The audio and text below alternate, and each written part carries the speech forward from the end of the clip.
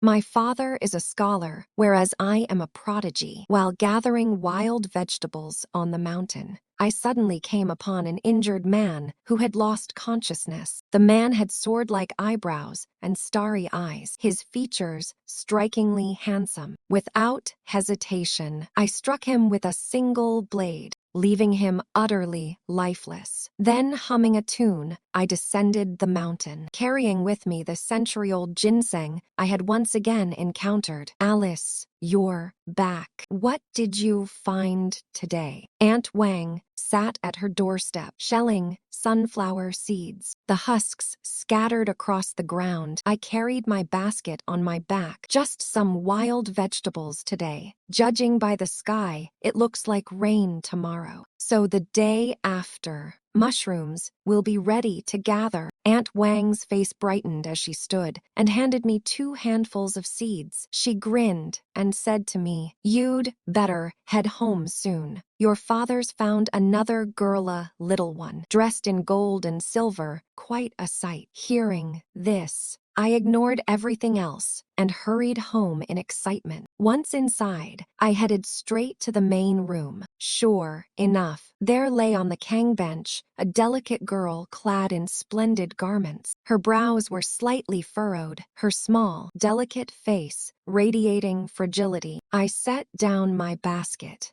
hoisted the girl from the Kang, and headed out. At the door, I encountered my father. He jogged a few steps forward, waving at me. "Alice, she's still injured. Where are you taking her?" I didn't pause. "I know her. I'm taking her home." "Another person, you know." My father's eye twitched slightly. I answered, confidently, naturally. I brushed past him and continued forward, step after step, step after step, step after step. Huff, puff. At the cliff's edge, I suddenly dropped the girl to the ground. Drawing the dagger from my waist, I plunged it into her, ending her life. Her eyes snapped open in shock and disbelief. In the darkness of her pupils was my calm, unflinching gaze. She had no time to speak before she was utterly dead. To ensure she would never come back, I struck her vital points with several more stabs. After her heart had been reduced to a pulp, I delivered a final kick, sending her tumbling down the cliff. The entire motion was seamless, not a drop of blood splattering on me. I wiped the blade with some weeds and set off back home. This was already the 7th, 8th, 9th, and so on fate-bearing child I had slain, and I, Chu Yi, was an NPC shared across countless novels. Simply put, a shared character. Shared to what extent? Well, I started reading ebooks at age 12 and continued until 28. Hundreds, thousands, never mind too many to count. In every ancient tale, the protagonist would receive various opportunities and treasures through me. When I first crossed over and saw the initial male lead, I was stunned. His name was Seaman Chuideng, a hero in chaotic times. That was the first novel I read, leaving a deep impression. Seaman Chuideng was gravely wounded by enemies and ended up in a small village. He was rescued by a local scholar and received from the scholar's daughter a broken bowl that forever held porridge. From that moment, he surged forward, storming into the capital and becoming an immortal emperor. It fit perfectly with a passionate hero's tale, complete with a golden finger. But after Seaman Chuideng left, the village was slaughtered, utterly wiped out. When reading the novel,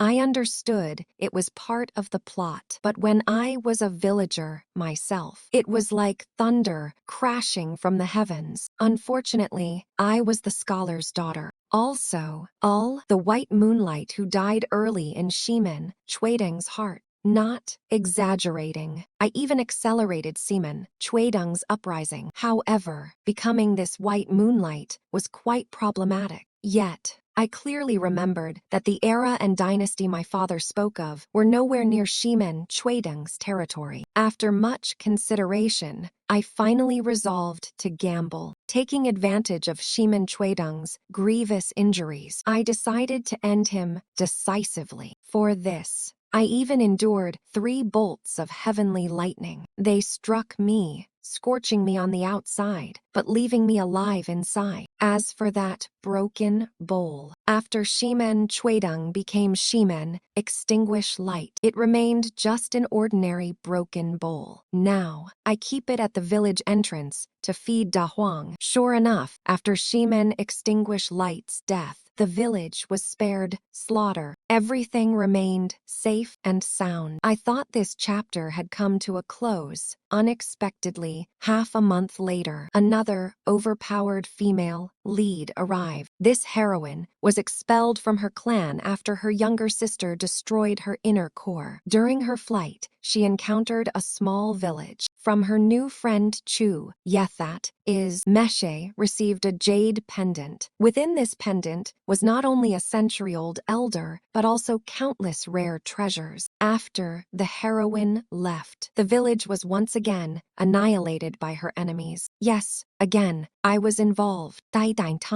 Then, the heroine turned dark, determined to avenge her friend. She struck down her foes, slew her own clan, and ultimately ascended to the pinnacle. Sounds flawless. A classic female genre feel-good story, but I didn't want to die. So I wheeled my eyes. We were in ancient times, not some fantasy continent. Learning from seamen, extinguish light's fate. I killed the overpowered heroine again. Never mind how a frail woman like me managed to stab a cultivator to death. Never mind how a mere mortal's dagger pierced her flesh. The bottom line, she died. This time, I only suffered 2 bolts of heavenly lightning. The jade pendant turned out to be an ordinary ornament. Just when I thought peace would finally prevail. A week later, a pregnant heroine came crashing in. Her name was Ruan Zhao. She was trapped in a torturous love affair with the 4th prince. The 4th prince, together with the 2nd female Lita, Whitelo took away 3 of her children and left 1 wrist crippled. Only after conceiving again did she flee. It was heartbreak, physical torment, and mental anguish to the extreme. When I read this novel years ago, I sobbed under my covers uncontrollably. Now, at 28, recalling it feels like rolling thunder. I have to admit, this heroine's constitution was remarkable. She could still conceive. She escaped to a small mountain village's scholar's home, starving and dizzy. The scholar's daughter was kind, feeding Ruan Zhao until she was full. Then Ruan Zhao fled under cover of night. When the 4th prince arrived, my father couldn't reveal her whereabouts. The 4th prince flew into a murderous rage. My entire family was wiped out. Such a tragic ending. Who could I appeal to? Having already finished off 2 protagonists, I figured 1 more wouldn't hurt. With a swift stroke, I resolved the matter. Sure enough, when I killed Ruan Zhao, the 4th prince did not come searching again. This time, only a single bolt of lightning struck me. It felt like a mere tickle. When I killed the 4th protagonist, not a single bolt of lightning descended. From then on, I let myself go entirely. The overpowered cultivator who was jilted and humiliated, dead. Liu Ruyan, who was framed by a supporting character, fell off a cliff and lost her memory, dead. The medical immortal male lead Dongfang Shibai, whose fate was eroded by cold poison, dead. Chulio Chao, the disfigured one, Yang Bugo, the crippled man, Mirang Shedding, whose spiritual root was swap. There are too many protagonists whose names I can no longer recall. They appeared once a week at first, then once every 5 days, then every 3. Now, the terrifying frequency is once every 2 days. I'm numb to killing them all. Returning home, I took the century-old ginseng from my basket, tucking it close to my chest. My mother was busy cooking. Mother, I'm not hungry anymore. I'm heading into town. Bring back a pork knuckle for Memek. Sure, it's from Tangxiang Inn. My mother watched my retreating figure, stretching out a hand and craning her neck to call after me. I know, I know. Upon arriving in town, I first went to the apothecary. I managed to sell the century-old ginseng for a handsome price. The shopkeeper was an old acquaintance of mine. Every now and then, I'd find ginseng, lingji, mushrooms, and various other rare treasures on the mountain. In truth, these were gifts that accompanied the protagonist perhaps. Even the heavens feared he might perish before help arrived. It worked out well for me. By my sole efforts, I elevated the entire town's gift-giving prestige. Today, the county magistrate's daughter was getting married, so a century-old ginseng was the perfect gift. Tomorrow, the magistrate's dog would have puppy, so a 1,000-year lingja mushroom was in order. The day after, the magistrate's pigeons would lay eggs, so a Tianshan snow lotus was the way to go. With money tucked in my bosom, I felt no unease, chin held high. I went to Tiangxiang Inn to buy a pork knuckle for my dear mother. On the way, I passed by a place called Nanfeng Pavilion. Hiss, I never knew such a building existed here. From afar, I spotted a stunningly handsome man, his clothes disheveled, running out from inside. He dashed straight toward me. I dodged left, then right, yet somehow I failed to evade him. He was chasing me. This was intolerable. I lifted my foot and kicked the beautiful man right where he stood. The fragile-looking man was sent flying several meters, sharp-eyed. I noticed the disbelief shining in his eyes. Soon after, a few henchmen from Nanfeng Pavilion came out and dragged him back. Before leaving, he turned and glared at me with resentment. "Miss, you hit one of our men. You owe us compensation," a fierce-looking, bearded brute said to me. I was momentarily speechless. If I hadn't hit him, he would have gotten away. The brute grinned at me, chilling smile. I lowered my head and pulled out the pouch of money from my bosom, preparing to pay. Unexpectedly, the brute snatched the pouch and took all the money.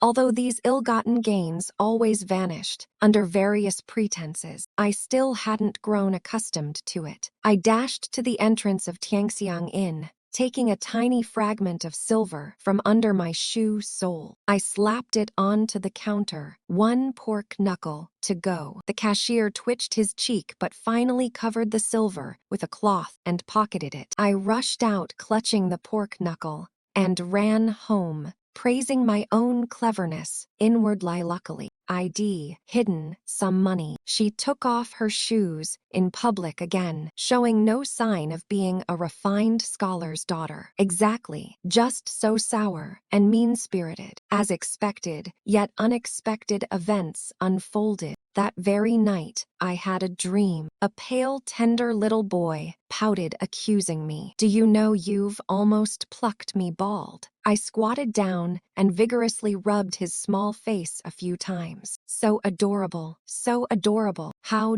dare you? I, the Lord, command you not to kill any more children of fate." He stepped back a few paces, hands clasped behind his back. Inside, I screamed, so wanted a lord like him. "What do I get out of it?" He snorted. "I can protect your village from harm." I asked, "What if they die naturally?" He thought for a moment, then gave a sideways glance. "Then that's just their bad luck." I tentatively said, "I don't agree." His little mouth puckered, and his big eyes instantly filled with tears. The next second, he actually cried. Wea, his wails shook the heavens. My dream trembled along with him. I wasn't trying to bully a child. Before I could say anything more, I woke up. Though foggy outside, it was already morning. My father had gone to teach at the village private school. My mother was at home washing and cleaning. I ate steamed buns. At home, we raised 2 old sows. I had to go up the mountain to cut pig fodder. The drizzle was misty. Wearing a bamboo hat, I was barely halfway up the mountain when suddenly someone burst out with a howl. Seeing this, I quickly hid behind a large tree, looking closely. Wasn't this the handsome man from yesterday? The hem of his clothes was stained. Nanfeng Pavilion, handsome man escape. I took a sharp breath. Suddenly, I recalled reading a certain BL novel once. The male lead was a regent with overwhelming power. The other male lead was the son of the family that had been massacred by the regent. The handsome man's name was Rong Sing. So after avenging his family, the regent locked Rong Xing in Nanfeng Pavilion to humiliate him. As for why this was happening not in the capital, but in such a remote town, I thought perhaps because this was a coup setting. Rong Xing would meet a pure white moonlight here. The white moonlight tried to help him escape Nanfeng Pavilion, but was discovered. The white moonlight was killed by dark guards sent by the regent. Then, Rong Xing gave up hope, resigned to his fate, and stopped trying to escape. But the regent was displeased and kept Rong Xing by his side. Whenever they quarreled, Rong Xing would bring up the white moonlight. As it turned out, the regent was a pervert. Once, however, he couldn't resist and had the small village where the white moonlight had lived burned down. He also imprisoned the white moonlight's parents to threaten Rong Xing. After much torment, physical, emotional, and mental, the misunderstanding was clear. Someone else had committed the massacre, and the regent had targeted the wrong person. Happy ending. The story concluded with flowers and celebration thanabesh. In the end, the white moonlight's parents were never released. I Ain Hound. I am the white moonlight. Although I'm now adept at handling such matters, the thought that I once read such a cringeworthy novel makes my toes itch to dig into the ground. Maybe, just maybe, the reason I didn't get into Tsinghua or Peking University was because of this. The handsome man, no, Rong Xing, was running and suddenly turned a corner. Our eyes met. It's you. His gaze was filled with sorrow as he rubbed his abdomen. I pretended not to see him and circled the tree counterclockwise, but my murderous intent was already ignited. If I don't kill him, will the village suffer? No. A small, childlike voice suddenly appeared from within. The tiny sound was heart-wrenching, startling me. I stopped myself from thinking further. Rong Xing, as if unaware of the awkwardness, followed me around the circle. Miss, might I? No, I haven't even said what I want to do. He widened his eyes. Nothing is allowed. I raised my hand, signaling him to be silent. With a basket on my back and a sickle in hand, I swung left and right. Wherever I went, he followed. He stumbled several times behind me. I led him left and right. Plop. Ah! Rong Xing fell into a deep pit. He let out a miserable scream, then fell silent. At the same time, a sharp ringing echoed in my mind. Ah, what have you done? Didn't you say you wouldn't kill? I blinked innocently. This was natural death. I didn't lay a finger on him. Can you stop sounding like a screamer? The voice in my head stuttered, then went silent. I peered into the deep pit. Rong Xing was dead, as could be. At the bottom lay sharpened bamboo stakes I had buried, to ensure that anyone who fell in would surely perish. I had specially designed the stakes at varying heights. Even if the tall ones missed, the shorter ones would do the job.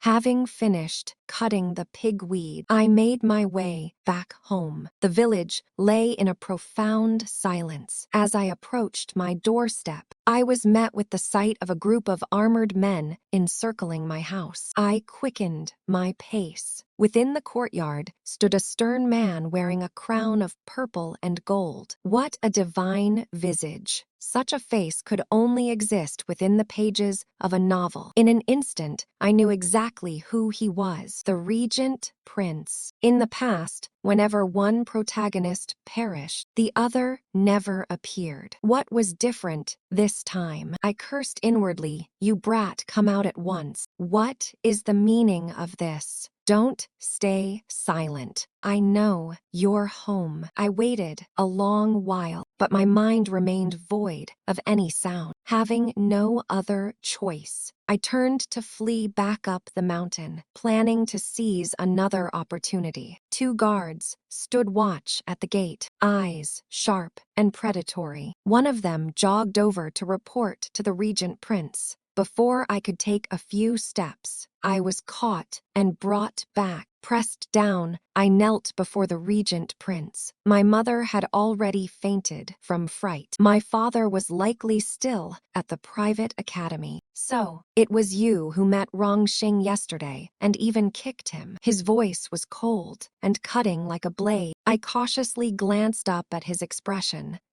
An aura of sinister madness radiated from him. I lowered my eyes and said, I am unjustly accused. I have never seen any Rongxing. Guards break one of her hands. Wait, your grace, have mercy. I have seen him. I have. I can take you to find him if you please. I hurriedly begged for mercy, not daring to cling to his favor. I feared he might kick me 80 meters away. Wise of you to cooperate. Lead the way. He cast a disdainful glance down at me, as if I were mere refuse. I rose and headed toward the gate. He left a command behind and followed close. Guard the main gate well. The guards responded with resolute vigor. Yes, your grace. I led the Regent Prince and a few guards toward the cliff's edge. I walked swiftly, and they kept pace. Glancing back, I nearly stumbled in shock. The Regent Prince, seeing my reaction, turned his head to look as well. After a long moment, I heard him grit through clenched teeth. What are you two doing? He spoke each word with deliberate venom. My lord, did you not say to guard the gate well? Rest assured, the gate is in our hands. One guard patted the door he was carrying on his shoulder, pride shining in his face. I nearly burst into uncontrollable laughter, catching the darkening expression on the Regent Prince's face. I continued leading the way. Out of his sight, I grinned wildly. You mean Rongxing fell off the cliff? The Regent Prince stood behind me. I bowed slightly, gesturing politely. Look here, are scratch marks and bloodstains. The Regent Prince stepped forward, peering at the rocks ahead. With a sudden flying kick, get down there, you pretender. Caught unprepared, the Regent Prince was kicked off the cliff. No sound echoed from below for a long while. His guards, seeing their prince fall, went mad, and one by one leapt down after him, like dumplings dropping into boiling water. I was left utterly bewildered. No, I was still racking my brain over how to deal with these men. Then it dawned on Methys, must be the Lord's doing. I watched coldly as mist rose from the bottom of the cliff, turning back. I hoisted the 2 large doors of my house and began descending the mountain. With a clatter and clang, I hammered the door frame. My mother emerged, holding her head. Why are you hammering on the door? Someone tried to steal our door earlier, so I'm reinforcing it. She scolded. Nonsense. Thieves don't steal gold or silver, let alone our door. Do you think thieves are fools? I shot her a complex look. That night, I dreamed again of the brat, Perhaps it was a trick of my mind, but he seemed 2 or 3 years older. I sat cross-legged on the ground, glaring at him. Why did you ignore him when he was dying during the day? He seemed a little pleased and cheerfully snuggled beside me. Yezi, can we just let them fend for themselves from now on? Call me sister. He choked on the words, his almond-shaped eyes wide with shock. Do you realize who you're speaking to? I snapped back sharply. Don't think I might whimsically cancel your account one day. Sis, as soon as I finished the brat chirp, what's up with that regent prince today? Why did he come over? I questioned him. He hesitated. I tapped the back of his head. Speak quickly. No fabrications. His eyes filled with mist. It's all your fault. It's because of the kick you gave yesterday. A dark guard near Rong Sing leaked the news to the regent prince. He lost his mind and came. I thought to myself, no wonder he's a paranoid, intermittently insane, controlling male lead. That kick nearly sent him off for good. Next time, I'll have to hold on tight. The child seemed to sense my thoughts, shyly muttering, can you cooperate with the plot a little more? Speak louder. Can you? No. His little face flushed bright red, and a wicked amusement stirred in me. Then I woke up. My ears felt faintly feverish. The day was clear and bright, perfect for mushroom picking on the mountain. I gathered Aunt Jang, Aunt Li, Aunt Wang, and Grandpa Wu, and we ascended. We discovered a treasure trove. All manner of fungi sprouted endlessly. At that moment, the dagger at my waist began to warm subtly. I called out to Aunt Jang and the others. I'm going further in to gather you. Stay here. Grandpa Wu smoothed his hair. Little Yeezy truly has the bearing of a gentleman. Aunt Jang scolded mushrooms. If little Yi is so good, why do you say she's crazy? What an ungrateful old wolf. Grandpa Wu snorted. I won't stoop to argue with a woman. After dashing 3 lieli, I pulled out the dagger. It was changing slightly. The silver blade began to shimmer with red light. I knew it. Another protagonist was arriving. Yesterday, 2 today, how many more? I found a spot and crouched to pick mushrooms. White ones, blue ones, pink, home.So, beautiful. As I gathered, I moved forward a few hundred meters. Under a colossal banyan tree lay a woman. I approached to examine her. She wore white robes, her figure exquisitely, a divine beauty. Bruises of purple and blue marked her neck and wrists. It wasn't my imagination. I realized who she was, who, when reading novels, hasn't accidentally stumbled upon a little bit of risky content. But to see a heroine who had suffered so much appear before me, my heart couldn't help but tremble. In that instant, the bruises on the woman vanished, her skin turning as white as congealed cream. I looked at the dagger in my hand.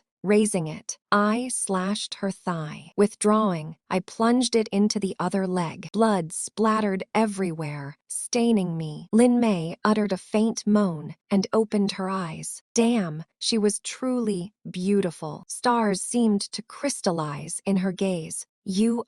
I quickly stabbed her arms twice more. Then, abandoning my basket, I fled wildly into the forest. Well, I did not get far. Instead, I found a dense tree and hid up in it. The wounds on Lin Mei's body healed swiftly. A supernatural phenomenon unfolded, astonishing even Lin Mei herself. In its stead arose an overwhelming hunger. Yet around her, save for a woven basket, there was nothing but wild grass. The basket. Lin Mei extended her delicate, graceful hand and tugged the basket closer. Wow, Such beautiful mushrooms. If memory served, mushrooms could be eaten raw. Right. After a moment's hesitation, she placed a white mushroom in her left hand and a blue one in her right, continuously bringing them to her mouth. With each bite, her excitement grew. Unconsciously, the mushrooms dwindled to nothing. She glanced around again. Suddenly, a large rabbit appeared from somewhere. Then, a pheasant.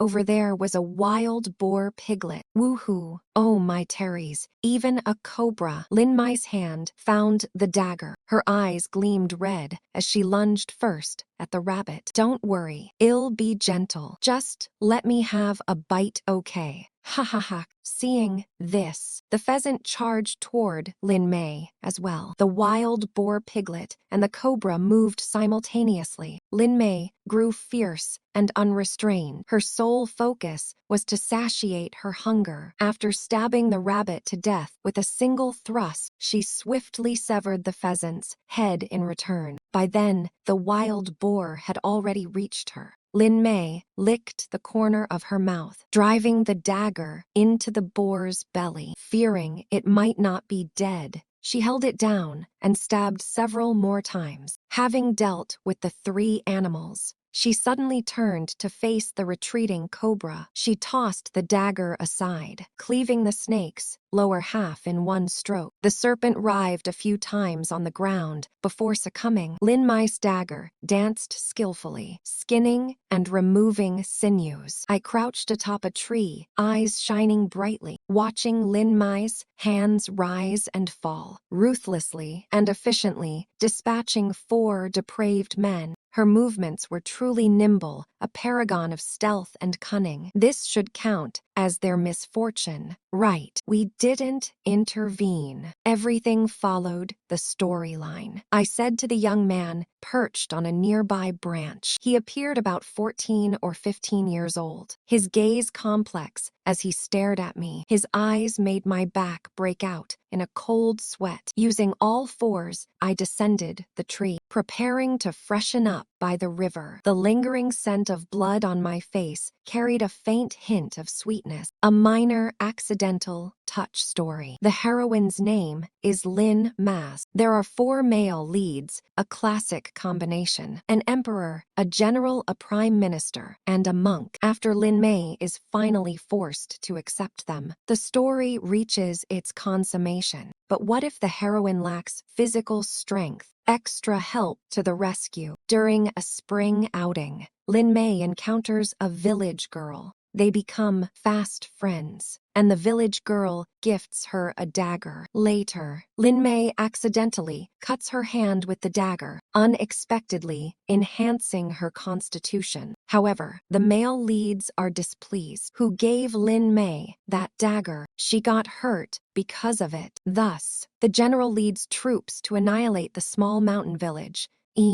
This time, I stabbed Lin Mei several times. Sure enough, her strength was terrifying. 4 grown men were tossed about like handkerchiefs by Lin Mei, utterly reduced to rags. As for how Lin Mei awakens, who cares? On the way back, Lin Mei had already vanished. No trace of blood remained on the ground. Only my empty basket and an ordinary dagger were left behind. I slung the basket onto my back and headed down the mountain. Xiao Yao, how many mushrooms did you pick? Grandpa Wu approached me warmly. He lowered his eyes and spotted my basket. Aunt Zhang sat on a rock, resting, calling out to Grandpa Wu. Old Wu, you really trust her? Grandpa Wu shot her a glare. Here, I have plenty of mushrooms. I'll share some with you. After descending, my basket contained a few grayish mushrooms, generously distributed by the ants. Lying in bed, I pondered. Yesterday, I dealt with 2 people. Today, 5. What about tomorrow? Hopefully, not 7. Hey, scaring myself again. Where in novels are there 7 protagonists? I peacefully closed my eyes to sleep, a smile playing at the corners of my lips. The next morning, upon opening my eyes, I saw my scholarly father leading 7 people into the house, 4 men and 3 women, dressed variously. Their armor gleamed coldly, not to be trifled with. I hurriedly straightened my clothes. My gaze landed on the large pork knuckle on the table. You're up. Let's eat together. These are. Before my father finished speaking, I grabbed the chopsticks and swept them across the table. In the blink of an eye, only scraps and cold dishes remained. The pork knuckle was reduced to a large bone. Grasping the bone, I addressed the well-mannered group. Come with me. I know what you're looking for. My father was chased out of the house, sent back to teaching. The man at the front bore an otherworldly face. His long green hair looked as if drenched in a bottle of conditioner, silky smooth. He exchanged glances with his team, each eyeing the others with suspicion. I paid them no mind and strode straight toward the door. At the village entrance, I tossed the bone into the broken bowl before the big yellow dog. I sighed deeply. Yesterday's flag was indeed raised too early. Female-centered stories don't have 7 protagonists, but male-centered ones do. Though the leader is the main male protagonist, the other 6 are also children of destiny. Roughly speaking, they're all here. Brother 6, who is she? Why does she seem to recognize us? A skinny lad whispered to the leader, but I still heard it. Proceed cautiously. Our powers are restricted here. Don't act rashly. Brother 6 instructed the others. I led the 6 to the respawn point where Lin Mei had appeared yesterday. As expected, the ground beneath the tree was covered with all manner of mushrooms. Wow, 10th stage, golden ninlaid mushrooms. A little girl exclaimed exaggeratedly. Also, Gao Shi oak mushrooms, Naizi bad Dao mushrooms, and blue fat shiitake. Brother 6, how do you suggest we harvest these? Brother 6 remained still, his expression wary as he looked at me. Miss, if we take these, what price must we pay? I rubbed my forehead and smiled bitterly. You guys, really, just take them quickly. Quit the nonsense and leave as soon as you're done. Seeing they still hesitated, I shouted at them loudly. Brother 6 no longer hesitated and tapped his ring a few times. The scene froze. The jade box he intended to produce could not be drawn out at all. With no other choice, Brother 6 relied on years of experience and began harvesting mushrooms by hand. He beckoned his teammates to eat them fresh. I slipped away in a flash, climbing to the top of a great banyan tree. The dense foliage concealed me completely. I watched as they grew crazier and crazier with each bite. The more they ate, the more exhilarated they became. In the end, everything looked like mushrooms to them. They clung to the big tree, gnawing away. This one's good. This one's big. Eating this will surely increase my cultivation by 100 years. A short, chubby boy chewed enthusiastically. Suddenly, an adult man appeared beside me. He exuded an ethereal Taoist aura, his face marked by a look of worldly detachment. With a wave of his hand, the 7 beneath the tree vanished without a trace. I raised an eyebrow and spread my hands. Why? I'm following the storyline faithfully. Even I find their behavior puzzling. These are the protagonists from the top male-oriented fantasy novel. As they prepared to face a formidable enemy, the author granted them a golden finger, causing them to stumble into a temporal rift and discover many rare treasures. A few people seemed to have entered a supermarket where nothing cost a penny. It was a whirlwind so fierce that the very ground seemed on the verge of being swept away. And that village, utterly devastated by the storm, succumbed under the weight of a heavy winter snow due to a dire shortage of food. The entire village perished. A faint twitch appeared at the corner of his mouth. What puzzles me is why, upon arriving here, they all turn into ordinary folk. This is your territory. Why ask me? I widened my eyes and stared at him intently. His expression faltered completely. If your feet truly stood on my land, I would have dealt with you long ago. I flexed my right foot menacingly, eyes gleaming with predatory intent. In an instant, he vanished like smoke. I leapt down from the branch, shouting arrogantly, "If you dare toss anything else onto my domain, I'll chop you down." A distant, faint, and lingering voice drifted back. "I'm just trying to boost my performance." I thought to myself, next time, I won't be so lenient. What kind of madman? From which world is this? I nearly got him permanently erased. I had originally intended to take on a few more assignments abroad to level up my own world. I was all set. When this little village got slaughtered, I would just revive and then welcome the next wave of destined ones. One false move, and it becomes a regret for all eternity. He was right. Normally, when a chosen one of fate arrives in an unfamiliar place, although their magical powers might be restricted, their innate reflexes and physical strength remain unchanged. But I truly have no idea why. Whenever they encounter me, they become feeble and weaklings. Perhaps this is my secret weapon. If I was summoned here, it must mean the summoner's eyesight is poor.